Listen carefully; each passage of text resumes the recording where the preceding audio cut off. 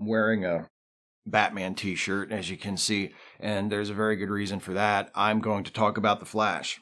The Flash, starring Ezra Miller and directed by Andy Muschietti, opened in theaters here in the United States on June 16, 2023. And would you look at that, it's already available to watch on demand on Max. The streaming service that used to be called something else started out shitty, got good for a while. Then its parent company, Warner Media, merged with the parent company of the Discovery Channel for some reason, and ever since then, they've been making it shitty on purpose so they can claim tax write-offs, which seems like a can't-miss business strategy for an entertainment company.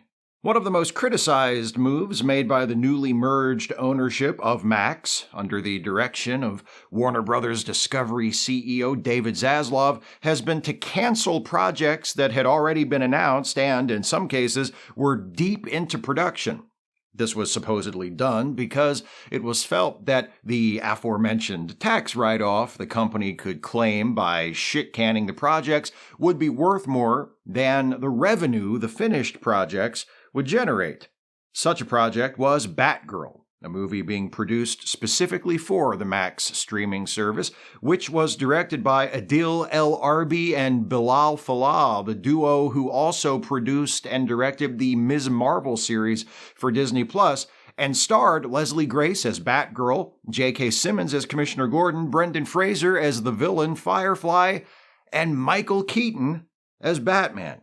After the Discovery merger, original scripted programming produced specifically for Max was significantly reduced. It was decided that Batgirl, which wasn't finished but was apparently quite far along in the production process, would no longer be released direct-to-streaming because Warner Bros. Discovery wasn't making scripted direct-to-streaming movies anymore. It was also decided that Batgirl, having been budgeted as a streaming feature, was too modest an effort to be able to compete as a theatrical feature. So the company scrapped it all together and claimed a write-off reportedly worth $90 million. But hey, if you were bummed out because you wanted to see Michael Keaton reprise the role of Batman for the first time since 1992, there was still good news, because Michael Keaton also stars as Batman in The Flash. And that one was released in theaters, where it was received harshly by critics and mostly indifferently by audiences, and saw its box office grosses drop 72% from its first week to its second, and 65% from its second week to its third. It could wind up costing the studio more than $200 million when all is said and done, which would make it the biggest box office bomb in the history of superhero movies. $200 million. Good thing they saved that $90 million by memory-holing Batgirl, huh? What happened? Why was The Flash such a catastrophic failure? What lessons are there from a creative and a commercial standpoint that studio executives could learn if, hypothetically, learning was something of which they were capable? This video has spoilers for The Flash, so if you haven't seen the movie and you care about that sort of thing, maybe don't watch the rest of this. Or at least, don't watch the rest of this until you've seen the movie. Like I said, it's available on Max, but I feel wrong about recommending that you go watch it there because not only is Max owned by a company with a CEO who seems like he would set the entire Warner Brothers film library on fire if the insurance settlement would cover the payments on his new yacht for a few months, there are also writers and actors strikes still ongoing as of the making of this video, and people like David Zaslav being in charge of entertainment companies are why those strikes are necessary in the first place. So, if you haven't seen The Flash yet, and you want to see it, I don't know. I'm sure you'll come up with something. Use your imagination. Speaking of imagination, or rather, the opposite of it, let's talk about this movie, The Flash. Things start out okay. We get reacquainted with Barry Allen, who is working as a police scientist and is in a hurry and running late. His schedule gets thrown off by the new guy at the coffee shop not knowing his usual order, which I thought was an okay bit. Frustrated Barry is funny. Then he's called into service as the Flash, first to rescue people from a hospital in danger of falling into a sinkhole, then to help Batman chase down a gang of crooks who have stolen a deadly virus. By the time Flash gets there, Batman's already caught the bad guys thanks to an assist from Wonder Woman. Batman and the Flash both make embarrassing confessions while touching Wonder Woman's lasso of truth, repeating beat for beat a gag from the Justice League movie for some reason. It's not a bad gag, but why'd we need to see it again? Then Barry races back to Central City, picks up his sandwich, which is finally ready so we can pay off that gag, goes to work, gives us a peek at his unsatisfying work life, reminds us that his dad is in prison for the murder of his mom, but Barry is convinced his dad is innocent, runs into reporter Iris West, who remembers him from college, and also subliminally from their encounter in the Justice League movie where Barry saved her at super speed, and this bit turns out to be somewhat important, discovers that if he runs fast enough, he can go back in time. Barry realizes that he has the power to go back in time and prevent his mom from being murdered in the first place. He has a quick chat with Bruce Wayne about the ramifications of using time travel to change the past, where Bruce warns against it, telling Barry, the tragedies in our past make us who we are. We shouldn't want to change them. It's basically Captain Kirk's "don't take away my pain, I need my pain" speech from Star Trek V, and I don't mean that in a bad way. Bruce also tells Barry that if you change the past to fix one thing, you might inadvertently change a whole bunch of other stuff, so maybe just don't. Don't do it, Barry. Don't. Anyway, Barry still wants to do it. Iris comes over to his place in another funny scene, during which they talk about the case against Barry's dad, and Barry remembers that his mom was killed when his dad ran out to the store to pick up a can of tomatoes for her spaghetti sauce. If the tomatoes had been in the house that day, there would have been no need for his dad to leave the house. Barry realizes all he needs to do is travel back to the last time his mom went to the grocery store before her murder and make sure she gets extra tomatoes. Then he can save her life and save his dad from being imprisoned. He can unkill two birds with one can. And putting a can of tomatoes in a shopping cart, that couldn't possibly alter the timeline too much, could it? That little bitty change? Barry goes back, drops the tomato cans in his mom's shopping cart, but while he's running back to the present, a mysterious figure bumps into him and knocks him out of the Speed Force. Barry finds himself standing in front of his old house and walks inside to find his mom and dad alive and free, respectively. Success! Take that, Bruce! Except Barry realizes that his mysterious attacker in the Speed Force knocked him out before he reached the present. He's still in his past. In fact, it's the day of the accident that gives him his speedster powers. But due to his mom not being murdered and his dad not being arrested, the life of the other Barry in this new timeline is different than what original Barry remembers. Other Barry isn't working as an intern at the crime lab like original Barry, so the two Barrys sneak into the crime lab at the appropriate time so other Barry can get his superpowers. But original Barry is standing in front of other Barry when the lightning strike happens and his powers are transferred to other Barry. So now other Barry has flash powers and original Barry doesn't. What a predicament! This now concludes the Flash-related portion of The Flash. The two Barrys are watching TV and see a news broadcast reporting on General Zod's invasion of Earth, the one that happens in Man of Steel. Except, in this altered timeline, for some reason, Superman doesn't exist, and neither does anyone else in the Justice League, except, apparently, Batman. So, the two Barrys go to Gotham City to get Batman to help them fight General Zod and his army of Kryptonians, but uh-oh, wrong Batman! Yes, somehow Barry's little tomato can stunt has not only erased the rest of the Justice League, it's also transformed Batfleck into Battlejuice. That's Michael Keaton as Bruce Wayne underneath all that late-stage dementia Doc Brown makeup. He's retired now, so it takes some convincing, but eventually Bruce agrees to suit up as Batman one more time and help the Barrys break into a highly secured compound in Siberia where, rumor has it, a Kryptonian is being held prisoner. They're hoping this Kryptonian is Superman, but it turns out to be Kara Zor-El, Superman's cousin, soon to be known as Supergirl. Like Bruce, Kara takes some persuading, but pretty soon she joins up with the two Barrys and Batman, and we've got ourselves a little Justice League here. Original Barry, who has obviously seen Bride of Frankenstein, recreates the accident from the crime lab and, with a final assist from Supergirl, regains his Flash powers. Now they're ready to take on General Zod. And that is pretty much the rest of the movie. Batman and Supergirl are killed by Zod's forces, and other Barry, who has obviously seen Edge of Tomorrow, becomes obsessed with going back in time to the start of the battle and trying to defeat Zod and save Batman and Supergirl, but it never works.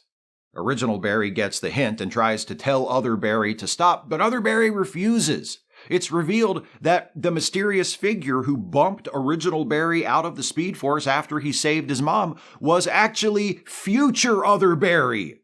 He's been going back and trying to fix things for so long that he's now an old man. His whole life has been spent trying and failing to go back in time and make everything come out just right. Seeing that the non-stop time travel shenanigans of future Other Barry are threatening to destroy not only this world, but the entire multiverse, which is visible from their vantage point in the Speed Force and seems to consist of mostly Superman stuff, Original Barry makes the decision to reverse the change he made to save his mom, the change that led to this catastrophe. Future Other Barry doesn't like the sound of that and attacks Original Barry, but Other Barry jumps between them. Future Other Barry kills Other Barry, and in doing so, also kills himself. Original Barry, now once again the only Barry, runs back in time to the grocery store, removes the extra tomato can, and bids a sad goodbye to his mom. Then, right before he returns to the present, he has a flash of inspiration. I won't beg forgiveness because I'm not sorry, and makes another tiny little change that doesn't save his mom's life, but does enable his dad to be exonerated and released from prison. So, not the happy ending Barry was trying for, but perhaps the happiest of all possible endings. Then there's a gag at the very end where Bruce Wayne shows up, only to Barry's confusion and horror, it's neither Ben Affleck nor Michael Keaton, but George Clooney, whose appearance here is such a favor that he didn't even shave. Good for you, George. And Barry's glued-in tooth falls out to pay off a gag that I forgot to mention because it goes literally nowhere. And then there's a pointless mid-credit scene with Barry and a very drunk Aquaman. And that's it. So, why? Why does this movie exist? Why was this movie such a bomb? The answer to the second question depends on the answer to the first. The main reason why the movie exists is that Warner Brothers wanted another blockbuster superhero movie, and it was the Flash's turn. Superman, Wonder Woman, and Aquaman all had their shot. The Ben Affleck version of Batman never got a solo movie, but between his prominent roles in Batman v Superman and the Justice League movie, plus Matt Reeves' The Batman, which lives in its own universe, separate from this fucking meth-addled circus, Batman's had his shot, and then some too. That's actually not a bad reason, by the way. Not only does The Flash feel relatively fresh compared to his Justice League teammates because he's never had a solo film before this version of The Flash ain't bad. Ezra Miller may be a nightmare in their real life. There's too much to go into here, but if you don't know what I'm talking about, just Google Ezra Miller. It's not good. But their take on Barry Allen was one of the few highlights of both versions of the Justice League movie. Somehow, improbably, this is a good version of The Flash. So a movie makes perfect sense, in theory. The main reason why the movie exists in this form is a little more complicated, and I can't claim to know the exact answer with total certainty because I'm not in the movie business. I wasn't involved in the production of this movie, and I don't know anyone who was. I'm just a dipshit with a YouTube channel, but there are a few conclusions I feel comfortable coming to. It feels like the powers that be in charge of the DC Extended Universe, the name given to DC's attempt to create its version of the Marvel Cinematic Universe, decided to use the Flash movie for the same purpose as the editors of DC Comics used its source material. The Flash movie is a very loose adaptation of a storyline that ran through the Flash comics and numerous other DC titles in 2011. That story, titled Flashpoint, was used by the editors of DC to reset their fictional timeline for, the third time since 1985? And introduce new versions of their characters, now living in an altered DC universe created as a result of the Flash's time travel adventures, which he began in an attempt to prevent the murder of his mother. By the time the Flash movie entered pre-production, after several years of delays and false starts, it was obvious the DCEU had failed to live up to expectations, commercially and creatively. The DC movie franchise needed to change directions, to move away from the stuff that wasn't making anyone happy outside of Zack Snyder's maniacally devoted cult following, and the suits in charge decided their cinematic Flashpoint was the opportunity to do it. Then, the suits that were in charge got replaced by other suits, one of whom is James Gunn, writer-director of The Suicide Squad and the Peacemaker streaming series, both of which are among the best work produced under the DCEU umbrella, and the decision was made to scrap the DCEU and reboot it as the DCU, which would incorporate some elements of the DCEU, as well as new versions of Superman, Batman, and The Flash, among many other characters. As a result of this, there were changes made to the film prior to its theatrical release, including a reconfigured ending, the elimination of a filmed appearance by Henry Cavill as Superman, and the addition of the George Clooney cameo. Now, lots of movies, especially big-budget would-be blockbusters like this one, are the results of long and difficult productions that include repeated tinkering by filmmakers and studio executives. Ideally, these behind-the-scenes issues aren't apparent on screen. Unfortunately, that's not the case with The Flash, which seems very much like the product of multiple groups of people, all pulling in different directions with their own unique goals and motivations. Plot-wise, visually, and tonally, the movie is all over the place, as though it's trying to be everything to everyone. And everyone includes not only the audience, but the studio executives who supervised its production.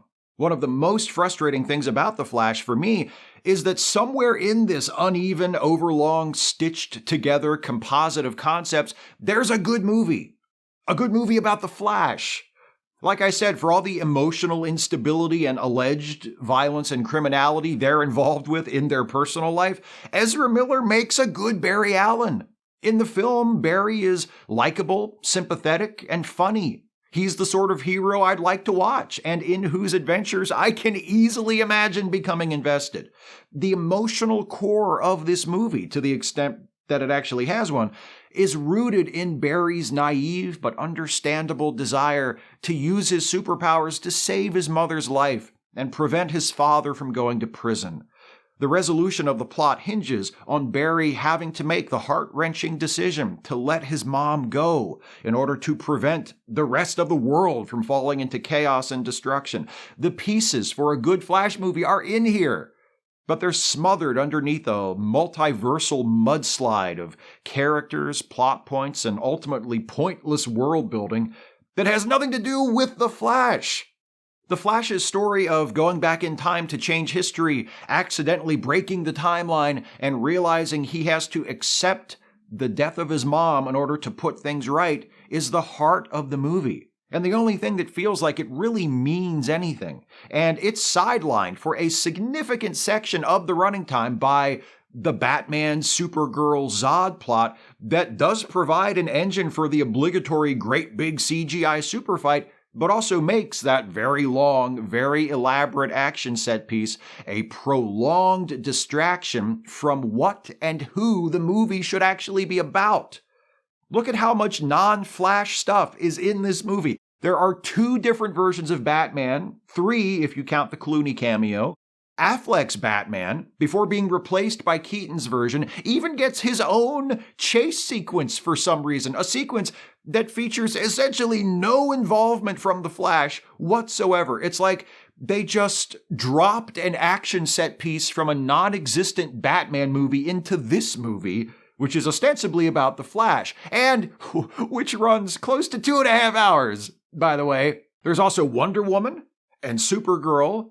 The villain is General Zod, a Superman foe. The major action in the latter portion of the film is an alternate version of events from Man of Steel, a Superman movie. When the multiverse begins to crumble, most of the alternate realities glimpsed through the Speed Force are Superman-centric. We see CGI recreations of the George Reeves Superman, the Christopher Reeves Superman, and the Helen Slater Supergirl, and the Nicolas Cage Superman that never actually was. Plus, we see another Batman, this one the Adam West version. We briefly glimpse one variant of the Flash, a version of Jay Garrick, the Golden Age Flash. But that's it. Why is there so much Batman and Superman stuff in the Flash's movie?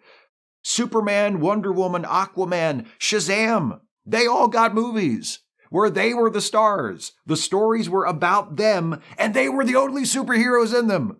But not the Flash. The Flash has to share his movie, the character's first supposedly solo feature film, with multiple versions of Batman and Supergirl and Wonder Woman, plus a whole bunch of Superman-related imagery and story elements.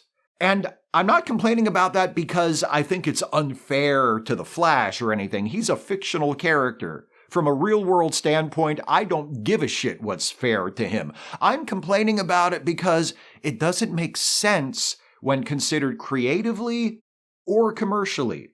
Creatively, as I've already said a few times, the only parts of the movie that have any depth at all are the ones centered on Barry. The rest is just unnecessary distractions. And I say that as a big fan of Michael Keaton's take on Batman. Commercially, judging by the box office returns, it was obviously a challenge to sell this movie to the public. It's called The Flash, but the marketing and a heavy chunk of the running time revolves around Batman and Superman-related stuff. So, what is it? The audience didn't know what to do with it because it doesn't know what to do with itself. Watching The Flash, I was reminded of another DC Comics adaptation.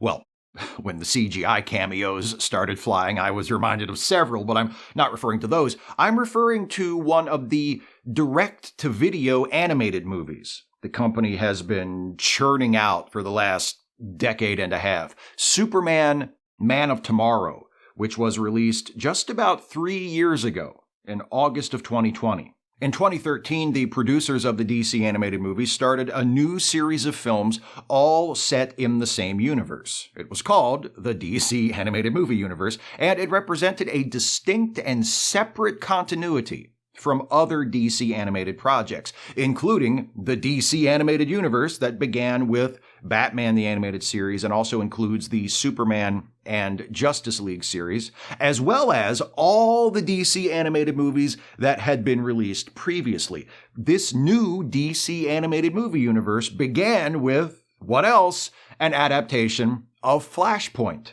titled Justice League: The Flashpoint Paradox.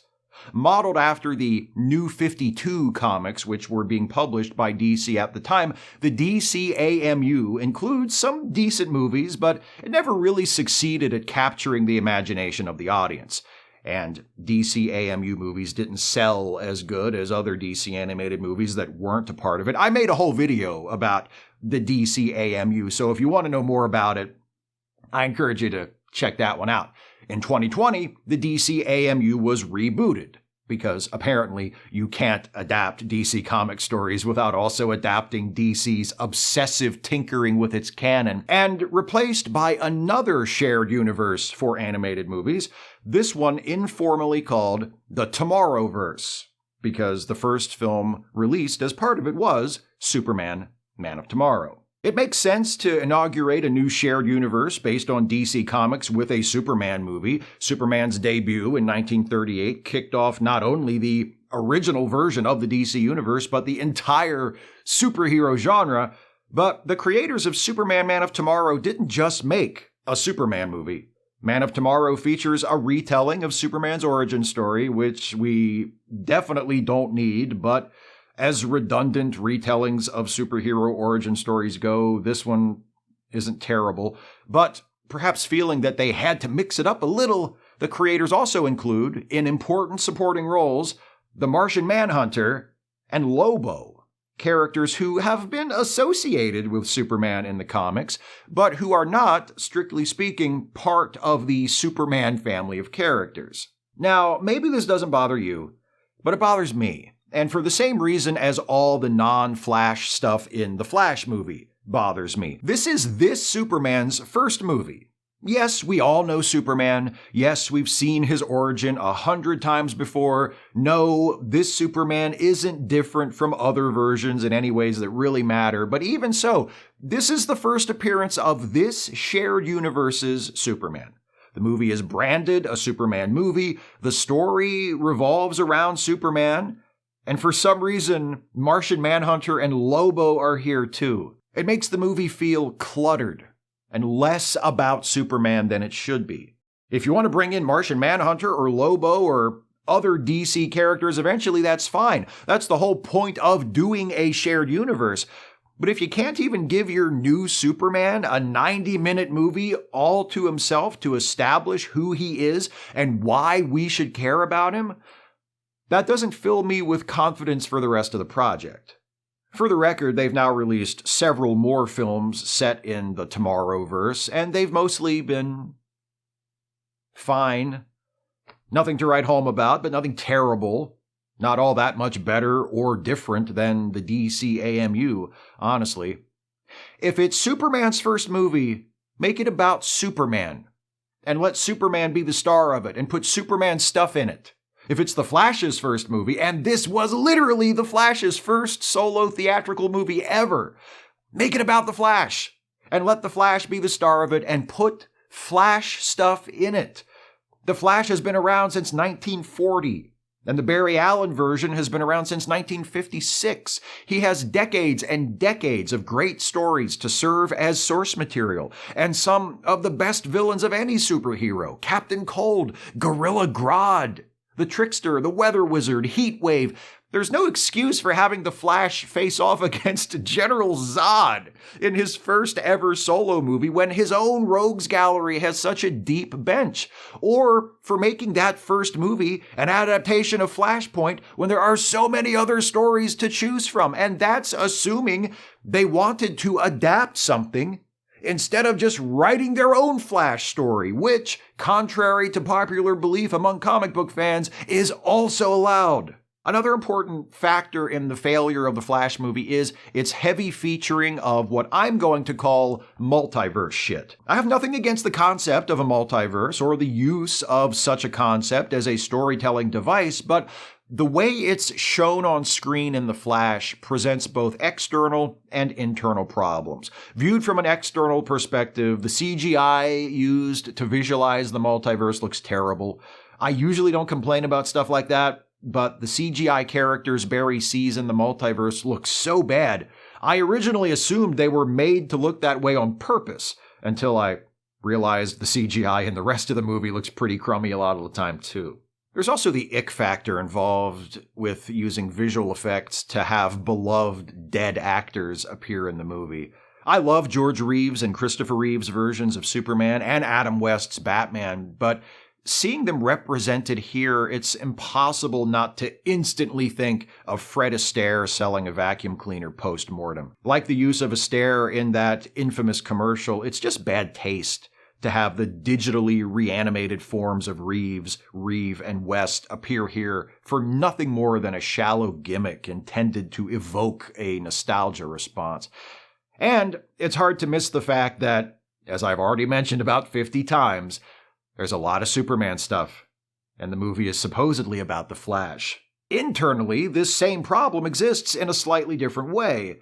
Up until the Multiverse of Superman's scene, all of Barry's time travel has centered on himself and his life. When he looks around him in the Speed Force, he sees his life, not Superman's or anyone else's. Why is it suddenly Superman's all the way down when he glimpses the multiverse? Most fundamentally, all this multiverse shit feels like a retread of the MCU. Maybe that's not fair, since DC Comics was the first to introduce the idea of a multiverse by inventing the notion that the adventures of the Golden Age versions of its heroes actually took place in a parallel universe known as Earth 2. It was even an issue of The Flash that first featured this concept, but it's 2023, and nobody cares that DC Comics did it first on the page or on TV with the Arrowverse. Marvel did it first in the movies. That's what matters. And that's why WBD/DC Studios should have done anything other than multiverse stuff for their films. Ever since the DCEU began, it's had to deal with the perception that it's chasing Marvel, and the creative choices that went into it did very little to discourage that perception. The overarching story of the MCU was structured to build first toward the formation of the Avengers, then toward the ultimate battle between the Avengers and Thanos. So what do the powers that be of the DCEU do?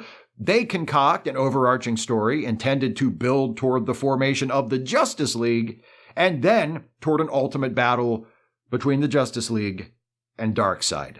Only the producers of the DCEU were too impatient to copy Marvel's game plan exactly, so they tried to fast forward to the big team-up movie without laying the foundation for it that Marvel did. Now, in The Flash, it feels like the DCEU is once again trying to do its version of what the MCU is doing instead of doing its own thing. If Marvel is going all in on multiverse shit, why not do something else entirely? Why not try to make, I don't know, a good solo Flash movie that's actually about the Flash? This is the first DCEU-related project to feature the multiverse so prominently, so I suppose you can at least say that WBD/DC has done less multiverse shit than Marvel has, but why do it at all? Why not try something different? Particularly when the biggest critical and commercial successes to come out of DC Studios in the last 10 years have either been standalone films like Wonder Woman and Aquaman, which are set in the DCEU but don't lean into the shared universe aspect, or films like Joker and The Batman, which aren't part of the DCEU at all. Even though it exemplifies so many of the worst tendencies of modern superhero films, its plot is needlessly complicated, it's too long, bloated by endless digitally rendered action sequences, and it feels like it's been revised, retooled, reshot, calculated, and focus grouped nearly to death. There are parts of The Flash that I genuinely enjoy. I've seen people, voices I respect, not whiny fanboy types, describe it as the worst superhero film ever, or at least the worst superhero film of the last decade or so, but I can't agree. It's bad, but it's not that bad. It's confused, it's misbegotten, it's wildly uneven, but it's free of the grimness and gloom that permeated the early Zack Snyder-helmed DCEU films. It's frequently very funny, the main performances are good, and it's got heart. You just have to wade through a swamp of smeary CGI sludge and monotonous multiverse shit to get to it. In a way, the experience of watching the film parallels Barry's experience as the protagonist of the film. He also has to endure a long, often tedious, occasionally amusing, frequently frustrating journey in order to get where he needs to be. When you interpret the film that way, doesn't it make The Flash easier to appreciate? No.